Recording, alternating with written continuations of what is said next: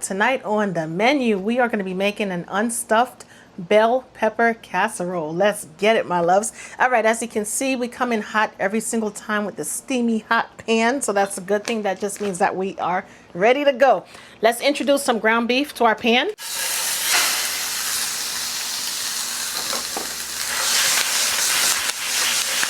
We're going to cook our ground beef until it's no longer pink. And because I am using a lean cut of ground beef tonight, maybe once the meat is rendered, we might not have as much oil. However, take your pick at what type of ground you're going to be using, whether or not you're going to be using ground chicken, ground pork, or even ground turkey.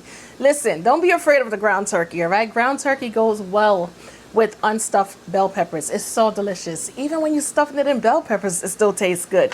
As you can see, because the ground beef was lean, there is nothing in here to sop up, all right? The choice of aromatics that we're going to be using are basic aromatics, of course. We're going to use some onions. Because we love onions, we're going to add all of the onions, all right? We're also going to add an array of bell peppers. However, feel free to add whatever bell peppers you have on hand, whether it be just red or just green or red and green, doesn't matter. Get the red bell peppers in there as well. And we're going to cook our bell peppers down until they become translucent. Now, here's the thing. I know there's a lot of people out there who don't like veggies. But once these veggies are cooked down, you're not going to really taste it. Not to mention, right? It's a bell pepper casserole. So you got to add the bell peppers. It's either you're going to stuff the meat in the bell peppers or you're going to take those chopped veggies and add it to the ground beef. But either way, you need to incorporate it.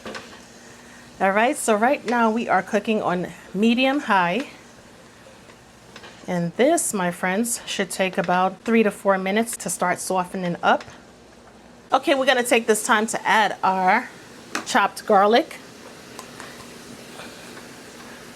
Going to allow the chopped garlic to cook for about 30 seconds before we incorporate it with the ground beef. We're going to start off with adding some salt and ground black pepper. We're not going to add too much salt and ground black pepper because we could always add that later on with our finalized taste test. Add some onion powder.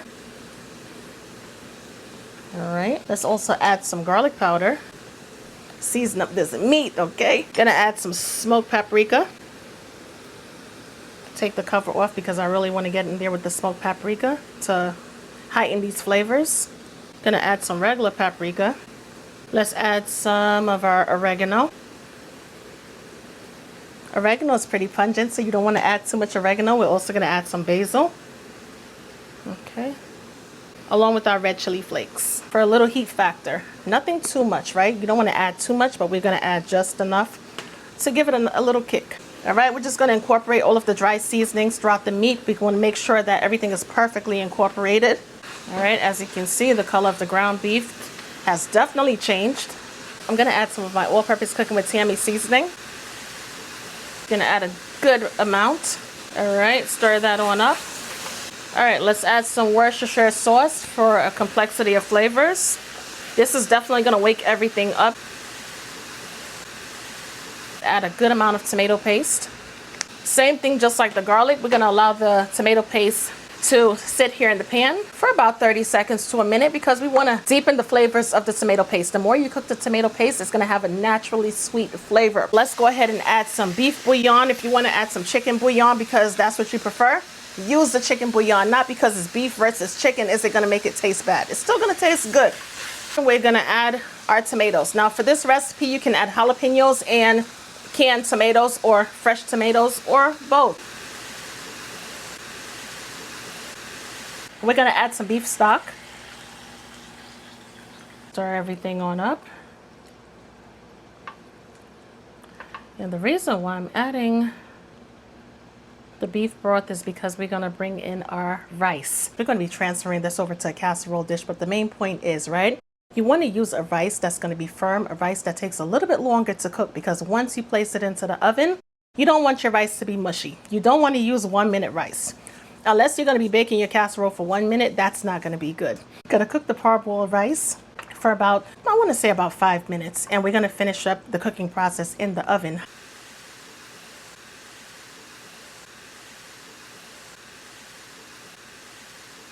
Let's add some oil to the casserole dish. Make sure you lubricate it really well because you don't want your rice mixture sticking to the bottom. All right, here we go.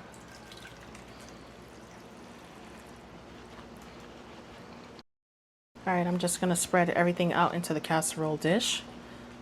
This is gonna be superb because the ingredients that we use, like I always say, right? Even though they're basic ingredients, they're flavorful ingredients. And that's what's gonna make the ultimate difference. All right, I'm gonna add the remaining broth. I couldn't add all of it simply because the pan that I was working with, the skillet, was not gonna allow me to add any more liquid. All right, that's it. Cover it down tightly with aluminum foil. And we are gonna place this bad boy in the oven to finish cooking for about 30 to 35 minutes.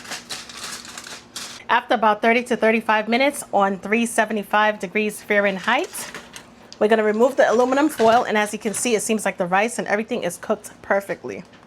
All right, so I'm gonna go in there and we're just gonna fluff things up. Yep, it definitely is cooked. Nothing is sticking to the bottom. Ooh, this looks good. Wow.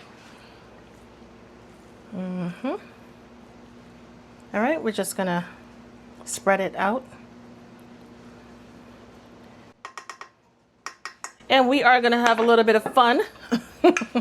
Let's add a mixture of Colby Jack and mozzarella cheese. Add your favorite cheeses. This is not limited to the type of cheeses that I'm adding. I went ahead with the yellow cheese, which is obviously the Colby Jack, because I wanted a hint of color. I didn't want it to be just like making a lasagna, if you will, where the cheese is just white. So I figured let me just grate up some yellow cheese to give it that nice little element of contrast. Use our trusty fingers to spread the cheese on out into the oven. Uncover it until the cheese is perfectly melted. However, if you want your cheese to have that nice brown color, right, and those little crispy edges, turn on the broiler setting and allow it to bake for an additional 2 to 3 minutes. All right, Cooking with Tammy fam, who's ready to eat? Because I know I am. Woo, check this one out first. This is gorgeous. It came out perfect, all right? It looks beautiful. Without further ado, let's get in there and let's dig on in. Woo-wee, this is good. Got a little cheese pull going on. Can't hate on that. This is nice.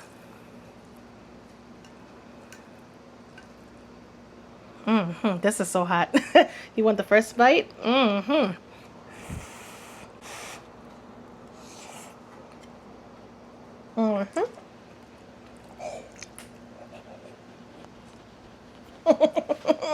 It's hot. Woo! It's hot, but it's super delicious. Let me just say that. God, goodness gracious. Perfect seasonings. We use the perfect seasonings to complement all of the flavors. Everything is absolutely tasty. The ground beef is nice and moist. We got some cheese pull going on. And this is good, my loves. Give this recipe a try. It's so hot. I want to eat some more, but I just wait till we get off camera. The best way to enjoy this is to add some hot sauce and put in that work, okay? When I tell you it's going to be good, it's going to be good. CookingWithTammy.shop for your seasonings. Royalty Princess Gems if you want girly trinkets and stuff like that for your daughters, your nieces, and your granddaughters. Don't forget to subscribe to this channel. And as always, I would definitely catch you guys in another video. Talk to you later. Bye, guys.